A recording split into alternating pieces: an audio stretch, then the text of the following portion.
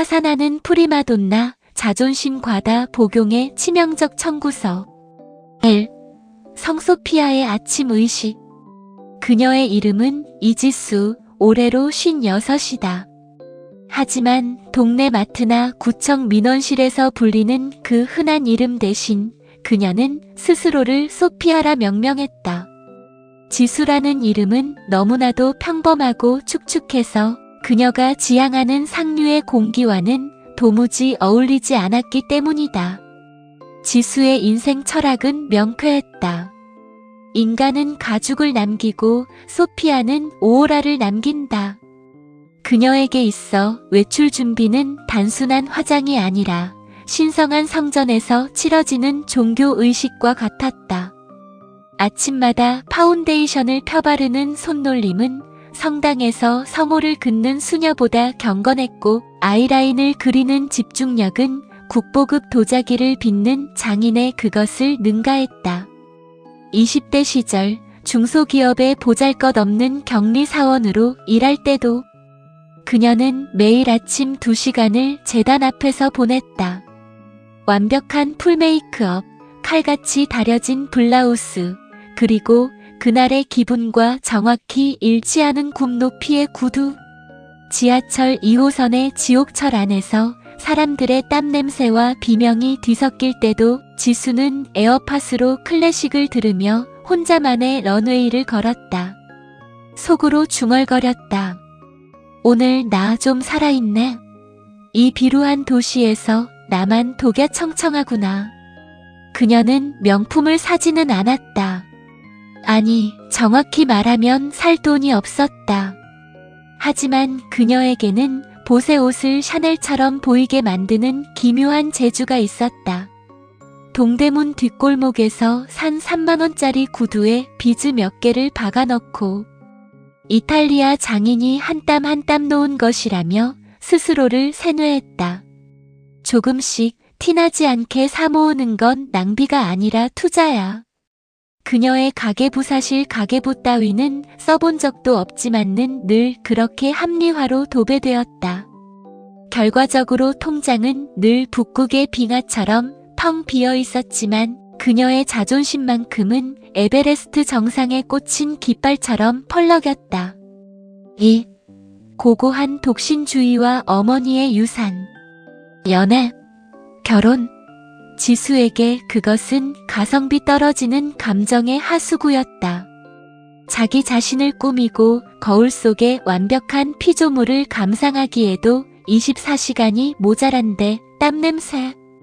나는 남자와 감정을 섞고 시댁 식구들의 비위를 맞춘다는 건 있을 수 없는 일이었다. 남자랑 데이트하느니 통창이 있는 카페에서 12,000원짜리 라떼를 마시며 창밖에 무지몽매한 군중을 관찰하는 게 100배 낫지.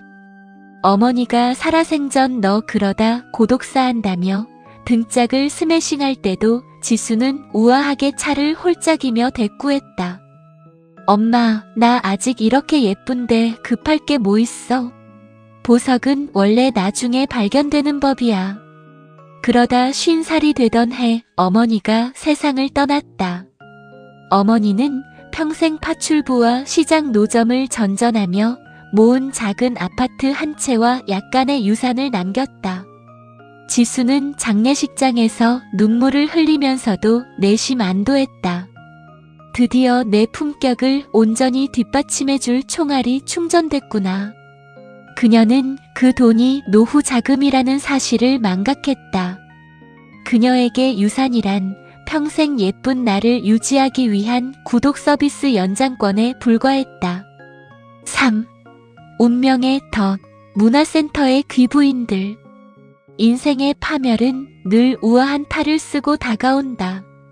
지수는 어머니의 유산으로 조금 더 여유로워진 삶을 즐기기 위해 문화센터의 수제 가죽, 가방 제작 클래스에 등록했다. 그곳에서 그녀는 인생의 터닝포인트이자 재앙이 될 두 여인을 만났다. 김미연 58세과 박혜숙 57세. 미연은 대단지 브랜드 아파트의 펜트하우스에 살며 남편이 상장사 임원이었고 해숙은 강남에 빌딩 몇 채를 가진 부동산 부자의 아내였다. 그들은 수업 첫날부터 에르메스 버킨백을 바닥에 툭 던져놓는 무심함을 보였다.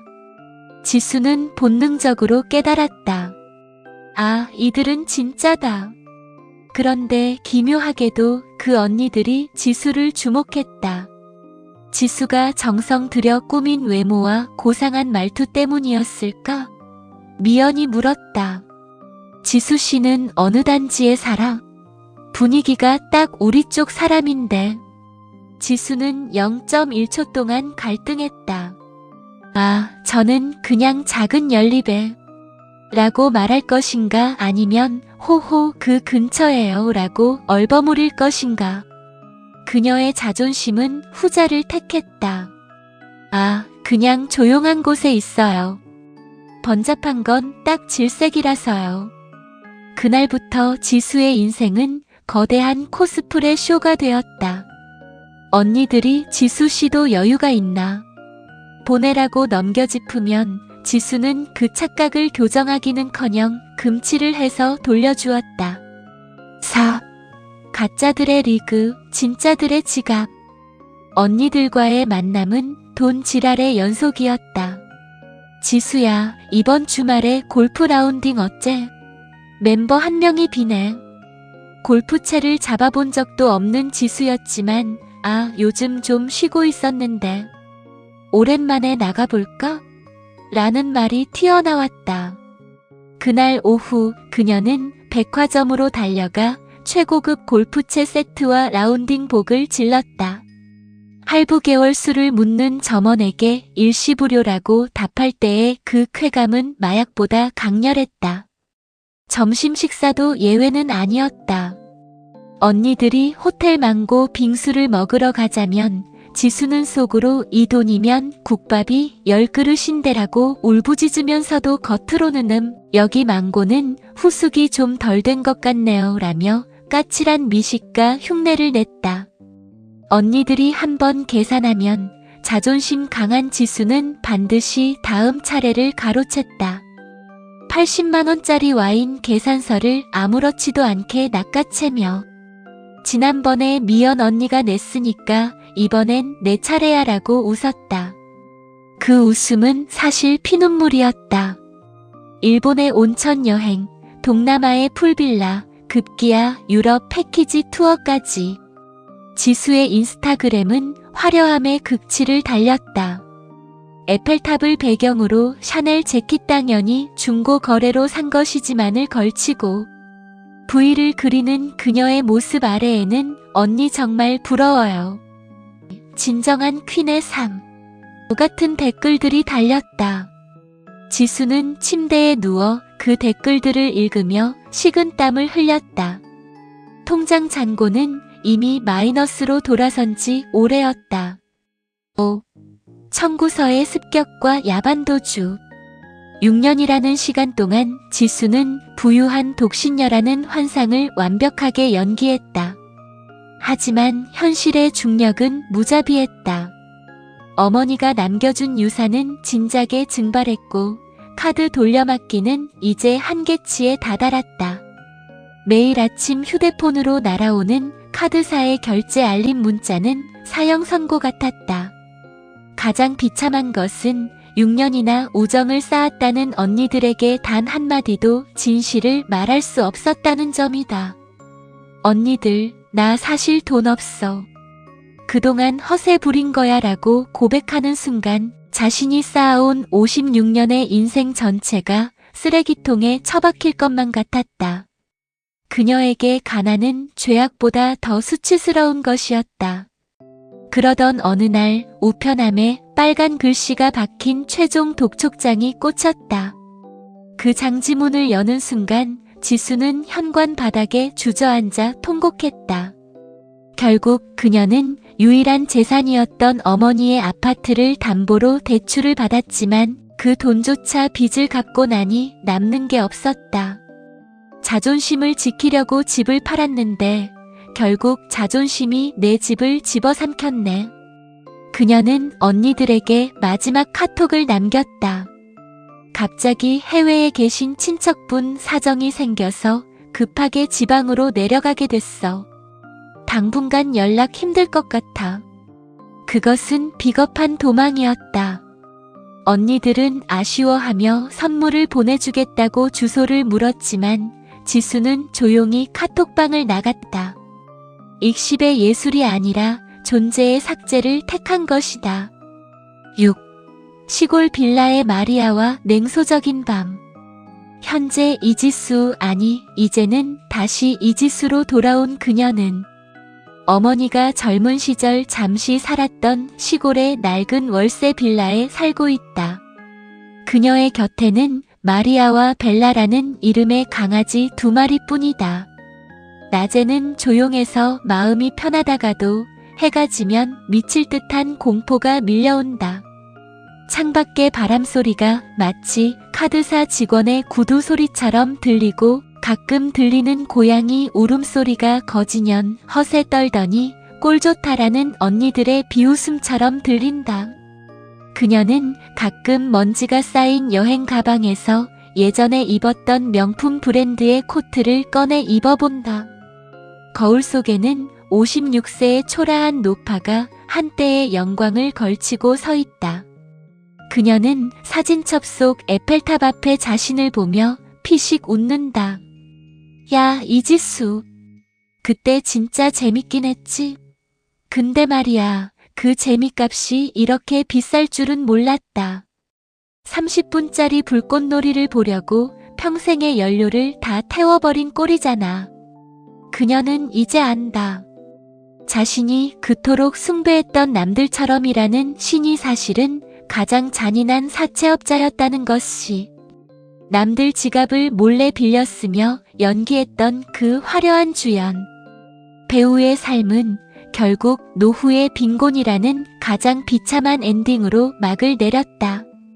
7. 자존심 과다 복용의 결말. 여러분, 남들처럼 사는 게 참 근사해 보이죠? 남들 하는 거 다 하고 남들 가는데 다 가야 사람 구실하는 것 같고. 그런데 그거 아세요? 남들처럼의 기준은 밑바닥이 없어요. 그 기준에 맞추려다 보면 어느새 내 지갑이 아니라 내 영혼의 빨대가 꽂혀 있다는 걸 모르게 되죠. 지수는 이제 인스타그램을 하지 않는다. 대신 구인 잡지를 뒤진다. 56세, 경력 단절, 가진 거라곤 낡은 외제 코트. 몇 벌과 고장난 자존심뿐인 여자가 할 수 있는 일은 많지 않다.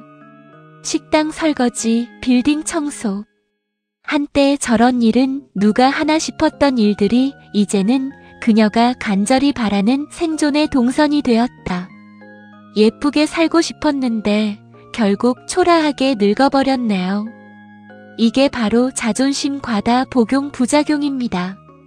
치사량인 줄도 모르고 매일같이 처먹었으니까요. 그녀는 오늘도 마리아의 머리를 쓰다듬으며 믹스커피를 마신다. 12,000원짜리 라테보다 훨씬 달지만 뒷맛은 더없이 쓰다. 하지만 지수는 포기하지 않기로 했다. 이제는 예쁘게 사는 법이 아니라 흙탕물 속에서도 살아남는 법을 배워야 한다는 것을 깨달았기 때문이다. 비록 수업료는 노후 전체를 저당 잡힐 만큼 비쌌지만 이제야 비로소 그녀는 가짜 소피아가 아닌 진짜 이지수로 첫걸음을 떼고 있다.